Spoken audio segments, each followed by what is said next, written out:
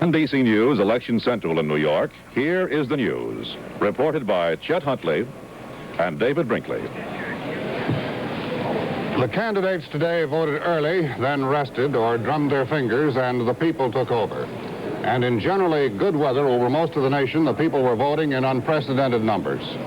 Throughout the East and in much of the Midwest, the voting rate was well ahead of what it was 4 years ago. Southern California was one exception. Reports from Los Angeles described voting there as listless and light. Both Republicans and Democrats hailed the big turnout and saw partisan advantage in it. In addition to a president and vice president, Americans today were electing 34 senators, 21 governors, all 435 members of the House, 42 state legislatures, and thousands of state and local officials. No disturbances at polling places were reported. David? First, we're going to take a look at our big board showing the total popular vote for president. At this moment, a few states have closed some of their polls. We have about 1% of the vote in, and that is how it reads. About 45% for Nixon, 35% for Humphrey, 20% for Wallace. These mostly are in the East, obviously, and several of them in the South. Now here's some individual states, beginning with New Hampshire, where we have only a few votes, not really enough to tell anything. Less than 1%, actually, and there it is, Nixon ahead, but again, that isn't enough to mean anything. Kentucky, we have 13% in Kentucky. This is one where Wallace was expected to do quite well, and at one time he predicted he would carry it. We'll see before the evening is over who carries it, but that's where it stands now, with 13% in. Tennessee, Nixon ahead, Wallace second. In Alabama, not enough votes in yet to mean anything, but of the few we do have, as you see, Wallace is far in advance. Kansas, 3% in, Nixon first, Humphrey second, Wallace third.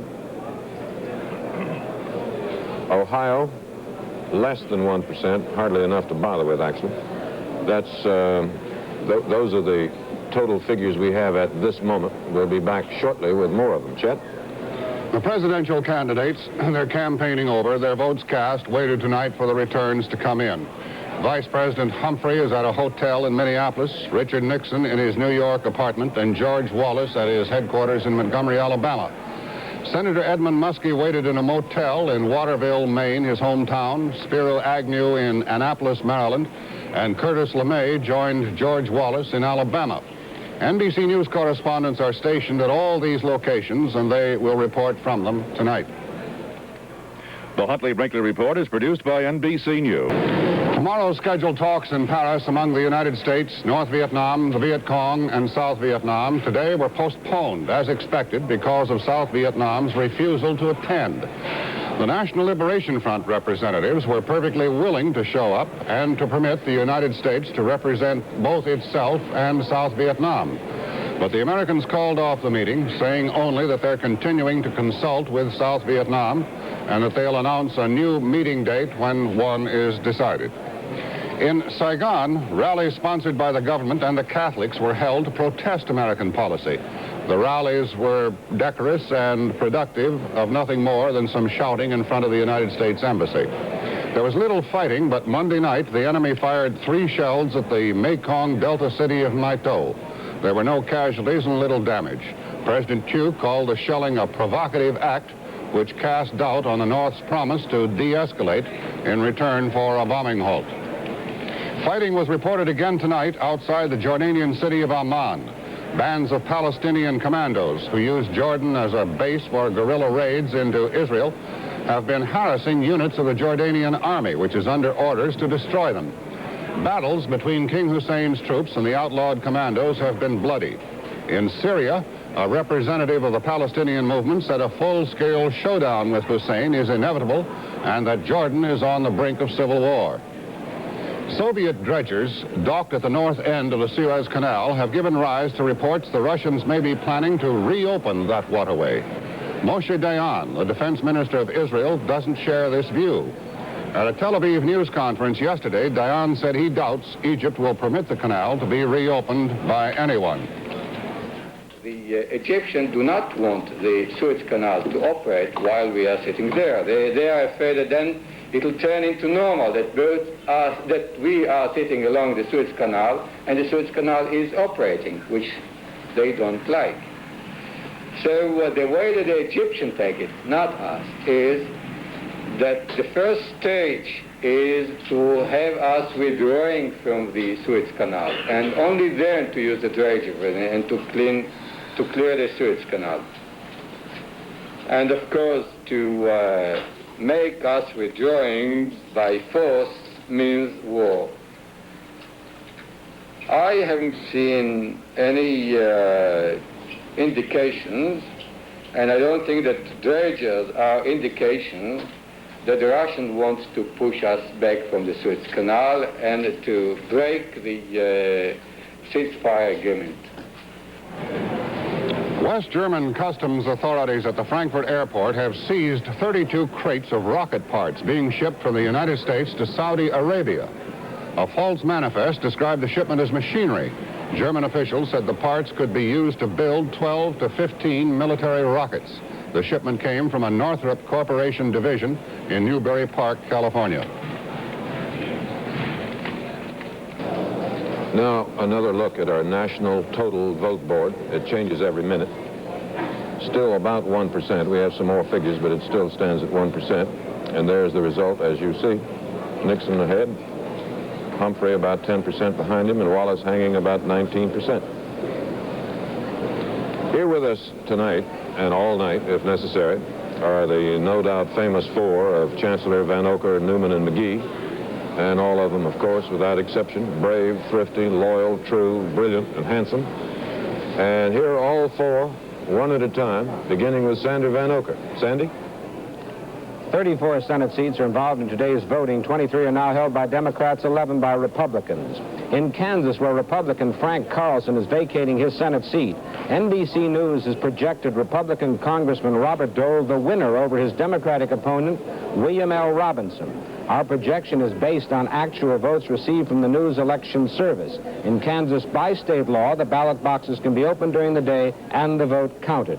Most polls in Kansas closed at 7 p.m. Eastern Time, which is a short while from now. Two senators are unopposed. They are Russell Long, Democrat of Louisiana, and Republican George Aiken of Vermont. He also won the Democratic nomination.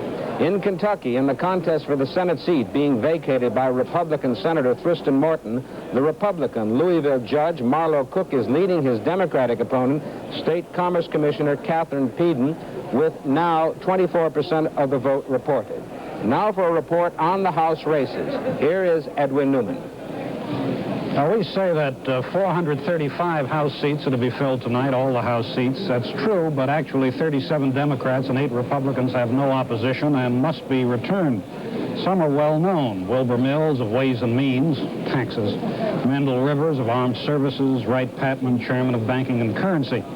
Texas has 11 coming back unopposed, Georgia 7, Massachusetts and Mississippi 4 each. Now, it's generally expected that the Democrats will hold the House. The division now is 247 Democrats, 188 Republicans. The Republicans need a net gain of 30 for outright control, and that would require a very big victory for Nixon. Incidentally, those figures you just saw, 5 Democrats elected, 15 Republicans elected, do not represent any change. However, if the Republicans should come close tonight, they might possibly try to swing over some conservative Democrats and take control that way. There's also a chance that the House will choose the next president in January if nobody gets enough electoral votes to win. Each state delegation would cast one vote, and the possible complications are endless, so we'd better see whether it really may happen before we begin speculating. Now here's Frank McGee. Well, there is little to comfort the Democrats as they look across the country tonight and ponder the outcome of 21 races for governor. First, there is the fact that 13 of those state houses have been under the control of the Democrats, while the Republicans are risking only 8. So the Democrats simply are more exposed this time. Second, several popular Democratic governors are not running for re-election, adding to their party's generally dismal prospects. But third, and far more important, is the general belief that Democratic candidates for governor will be punished by voters who are unhappy with President Johnson. But even at this early hour, we have a few returns from some states. First, in Kansas, where we have about 3% tabulated. The Democrat Docking is getting 52% to the Republican Harmon's 48%. Still, this represents a shift from previous patterns, and the Republicans are happy. Very light return so far from New Hampshire, where the Democrat Emil Bouchier is getting 19% to the Republican Walter Peterson's 81%, but only a total of 29 votes involved. For 10 years, since 1958, Democratic control of state houses has been on a steady decline. Going to the wire tonight, the indications are they could lose another 6, perhaps 8 governors, and that would leave them at the lowest ebb since the early 20s. Now here's John Chancellor. There is more to this election than just who won and who lost. 75 million people could cast ballots today. 75 million people who'll be telling us something about ourselves. One thing we will learn tonight is the true strength and the location of the Wallace movement. We will soon know if the voters regard George Wallace as a national candidate or whether they have quarantined him in the Deep South. We will know also if the politicians reached the Negroes this year and how many black people were finally interested in the American political process. We'll be able to check on that ancient alliance called the Democratic Coalition, which has kept the Democrats in power for 28 out of the last 36 years. And we may see the beginning of some new political alliances. We'll be able to gauge the effect of George Wallace's law and order speeches to blue-collar workers and Nixon's time for a change speeches to white-collar workers. We'll be able to determine the voting patterns of rich people and poor people and some minority groups, and we'll be able to check on the different regions of the country to see what their voting patterns show. All of this tonight gives us an opportunity to chart the course of change in the United States and to make some estimates about our common future. So it is a lot more than simply who won and who lost. Now back to you, David. Thank you. Now we'll look again at the reports from the few states, the several states where we have a few scattered returns, beginning with New Hampshire. That's less than 1% actually, and not enough as yet to tell anything at all, but what we do have, there it is. Kentucky, we have a more substantial portion of the vote, 26%. Nixon is ahead, Humphrey second, Wallace third. In Tennessee, 12% of it is in. Nixon is first, Wallace second, and Humphrey is third. In Alabama, which is Wallace's own state, of course, we still have less than 1%, not enough to tell much, but even with these few figures, Wallace, as you see, is well ahead with 85% of the vote. Kansas, 3% of it. This is a Nixon state, said to be, from the beginning. And so far, it appears to be 56% for him. And Ohio, we still don't have enough from Ohio to amount to anything. But they should begin to flood in rapidly now.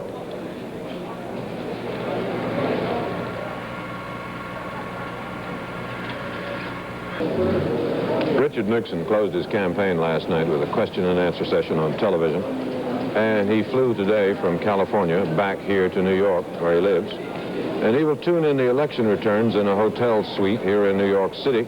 And in a ballroom downstairs, they have prepared elaborately for what they believe will be a victory celebration. It includes big bags of balloons hung up on the ceiling, ready for somebody to pull the string and let them out. Nixon was asked about a last-minute poll showing Humphrey slightly ahead, and he said, "I don't consider that reliable."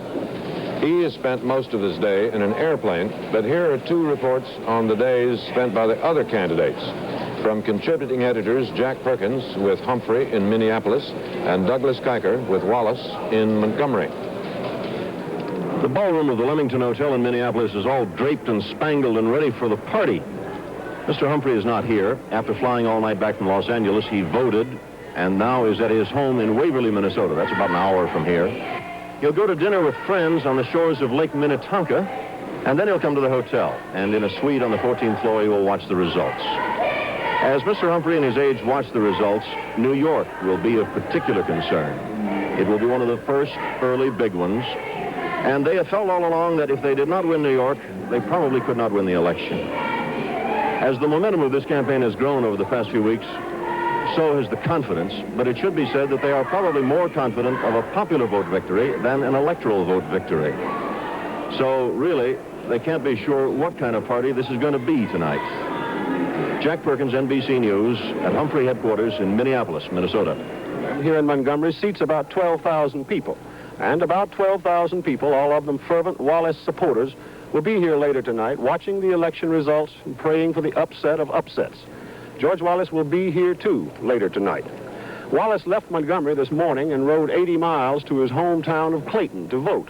And a big group of friends and neighbors and relatives were there to greet him. After he voted, Wallace had lunch with his grandmother, then rode back here to Montgomery. And now George Wallace is waiting to see what happens. At a motel just across the street, some of his campaign workers have put 10 cases of champagne on ice, just in case. It probably won't go to waste because Wallace doesn't really need to win the election to win a personal victory. If he comes in second, if the election ends in a three-way deadlock, if he shows substantial strength outside the South. So far as Wallace is concerned, any of these things would prove his case and be a victory of sorts. Douglas Kiker, NBC News, at the Wallace LeMay headquarters in Montgomery, Alabama. If there is a conservative trend in today's voting, it could result in pressure to reverse Supreme Court rulings on school integration. One such ruling recently held that the free choice plan, which allowed parents to send their children to any school, did not bring racial balance and was, therefore, unacceptable. The specific case involved New Kent County, Virginia. The New Kent district was ordered to integrate fully, but was given another year to prepare. Here is a report from NBC News correspondent Ron Nessen. Even though New Kent County is only 25 miles outside Richmond, and many residents commute to nearby shipyards and factories, its outlook is rural. Of the 4,500 residents, all but 58 were born in the county. There are only 2 schools in the county. One has always been the Negro school. Under freedom of choice, white parents could have sent their children here, but none did, even though it was closer to home for some and would have saved a bus ride. The other school was all white until 1965, when the federal government threatened to cut off school aid. The school board gave ground and allowed Negro children to go to the white school if they wanted to. Some did, despite intimidation. This year, 136 Negroes attended out of 650 students. Even some Negro teachers were brought in. We note that the Greeks gave us the idea of democracy, and that is a rule by the people, and it is the system of government that we have today. So thus, we are not to take things for granted because we have inherited these things such as democracy and the love of beauty had been handed down to us by the Greeks. Freedom of choice, when used in the South to hold off full school integration, was struck down in a suit in the name of a 9-year-old boy, Charles C. Green. The courts allowed New Kent County 1 more year to make preparations. 1 year from now, all elementary grade children, black and white, will go to one school. All high school students, black and white, will go to the other school. Even Charles Green's father, who filed the suit, did not object strongly to the 1-year delay. I feel personally about the delay in that it is going to provide us an opportunity to do a better job with total integration. Will the Negro students be able to keep up? In some situations, we would find that there would be necessity for special classes and special tutoring, even for the first 2 or 3 years, in order to have all of the students of a particular grade level properly integrated into a class. A number of persons feel they might not succeed in an integrated situation. Well, doesn't this give some justification to the white side of the argument? No, because the white side has not considered the fundamental problem of suppression that the Negro has experienced in 350 years of this country's life. And this is the background of the situation that the Negro is trying to overcome. Now, this is a time when the price has to be paid for the past. Yes, but the white person isn't paying it. The Negro is going to pay this price in extra work, and he's got to do more to produce in order to come up to the standards. We do not expect that the school standards will be lowered to satisfy the passing of Negro students. all white students. But the Negro, because of his background, understands that he must work harder and put forth more effort in any situation other than his own in order to achieve the same levels of success he easily achieves in his own society. The ruling in this little rural Virginia county told the entire South that it's not enough to give black children the choice of attending white schools. The court said it will no longer accept integration based on a system of black schools and white schools. There must be simply schools. Ron Nesson, NBC News, New Kent County, Virginia.